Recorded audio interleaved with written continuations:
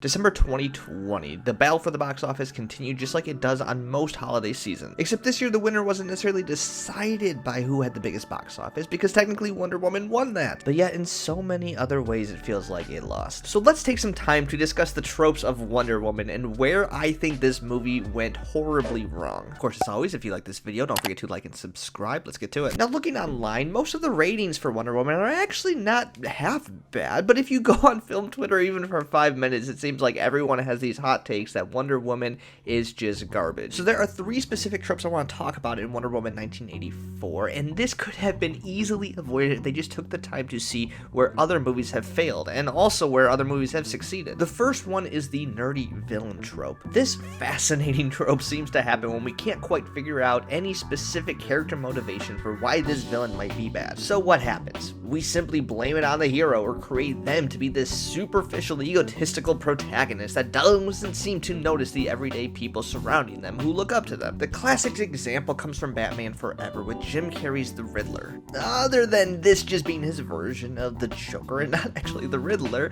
this whole character depends on Batman being mean to him. You also see a version of this in Spider-Man 3 with Eddie Brock, but the worst case of this, in my opinion, is Electro in The Amazing Spider-Man 2. I mean, he literally becomes evil because Spider-Man doesn't remember his name.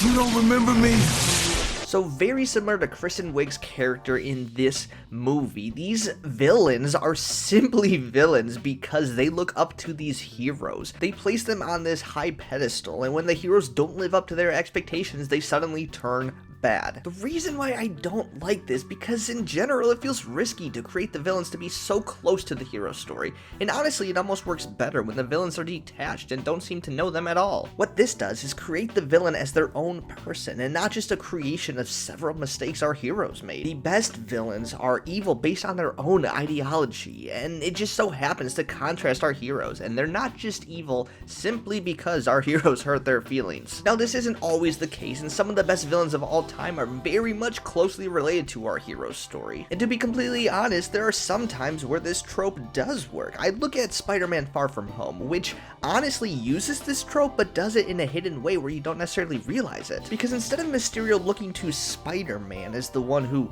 hurt his feelings, it's Iron Man, and we don't actually get to see it, but it happens, and that's the backstory. The problem that Wonder Woman took is it uses this trope to a T. You can see it coming a mile away, where Mysterio, there was still this hint like maybe he's not necessarily evil. Ultimately though, this trope just needs to go. We need to find a more creative way to give our villains a full arc. How could you forget me? Speaking of villains not getting a full arc, let's get into trope number 2. Too many villains. This seems to be a very common problem with many superhero movies, and also just sequels in general. Most sequels suffer this problem due to the idea that the next movie just needs to be bigger and better than the previous one. What do you do when you don't have any clever ideas to get you to that point? You simply add more characters. This is especially true with comic book movies because the work it takes to add a new character is minimal because these characters already exist. You don't need to find a backstory or a costume design because someone already did that for you. You simply need to find a way to force this character into your story and you're good to go. The most notable comparison that people are making to Wonder Woman 1984 is Batman Returns with the Penguin and Catwoman, and probably just because she's a cat-like figure and he's trying to gain power within the city or the world. I don't know, but I see it, I get it. And then the Batman series just doubles down by Batman Forever giving us Two-Face and the Riddler, and then Batman and Robin giving us Mr. Freeze, Poison Ivy, and Bane. That's right, remember Bane was in this movie? The problem is when you do this, you don't give these villains a full arc, and they're kind of just a side story when a lot of them deserve a full arc. You look at Spider-Man 3. Now the arc for this movie is really Sandman because we see the full picture of him turning evil, and then Green Goblin kind of has a redemption arc that was started in the last movie, but Venom is just a horrible mistake, and one of the biggest complaints about that movie is that they did not do his character justice. In a similar way, The Amazing Spider-Man 2 also gives us 3 villains, making Electro the main story.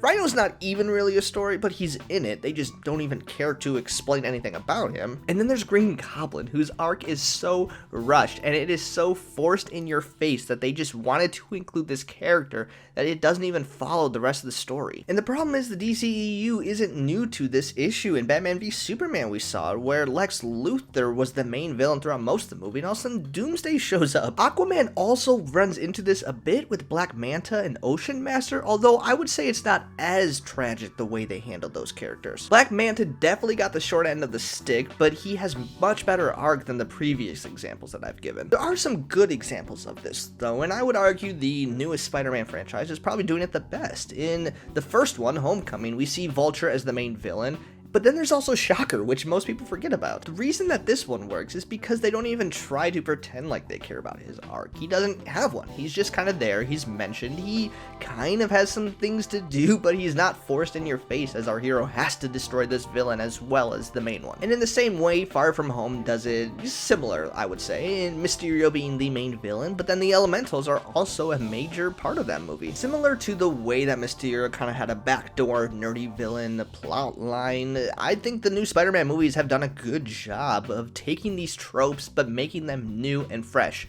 Something that Wonder Woman 1984 did not do. Another quick example is The Dark Knight, obviously, because you have Joker and Two-Face, but I'm not sure if this exactly qualifies for this trope, mostly because each villain seems to get a full arc in character development. However, because of that, I do think The Dark Knight suffers from trope number 3. And that is poor hero development. Now, this trope almost always goes with number 2, because when you have too many villains and you're forced to spend a lot of time giving them a full arc, your hero is going to suffer. And I think The Dark Knight is definitely a victim of that. However, I still think that Joker and Two-Face make up for it, but it's really, not about Batman. And this problem existed even before the less than desirable Batman sequels in the first Batman, where people viewed it as a Joker movie.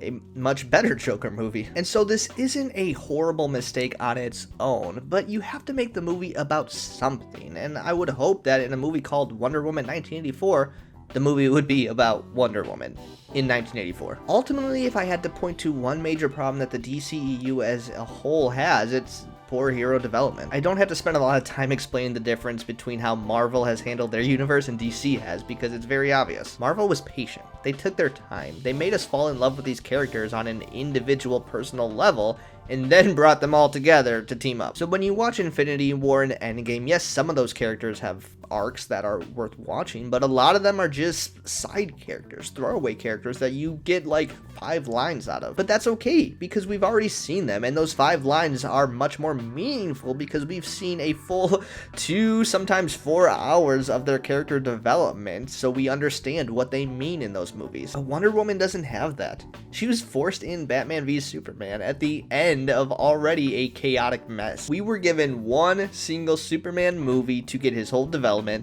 and then Batman was shoved in, and then Lex Luthor was shoved in, and then Doomsday was shoved in, and then Wonder Woman comes to save the day. But then they continued to make those same mistakes in Justice League by introducing so many more new characters. And so by the time that we reached Wonder Woman 1984, this was her 4th appearance, but she is not nearly along that development line that we want her to be. To put it into perspective, Iron Man's 4th appearance was Iron Man 3. He already had Iron Man 2, and the Avengers, which by that point, we very well knew who the character was. But if you look back to Iron Man 2, we had no idea where his journey would take him. In the same way, our expectation of Wonder Woman is very high because we have seen her for so many films and we expect her to be already at this point, but she's not. This is technically her sequel. And so what do you get when you take an underdeveloped character, mix them with 2 villains that follow very similar tropes, and ultimately you don't know who this movie is about? You get Wonder Woman 1984. Do I hate this movie? Absolutely not. I think I like it more than most of the reviews I've been seeing around the internet. However, if I can point to these very obvious tropes that DC needs to fix, it's very puzzling why they can't seem to figure it out yet. Thanks for watching this video. I hope you enjoyed it. If you want to see more content like this, please like and subscribe. Comment below your thoughts. What did you think of Wonder Woman 1984? I will see you next time.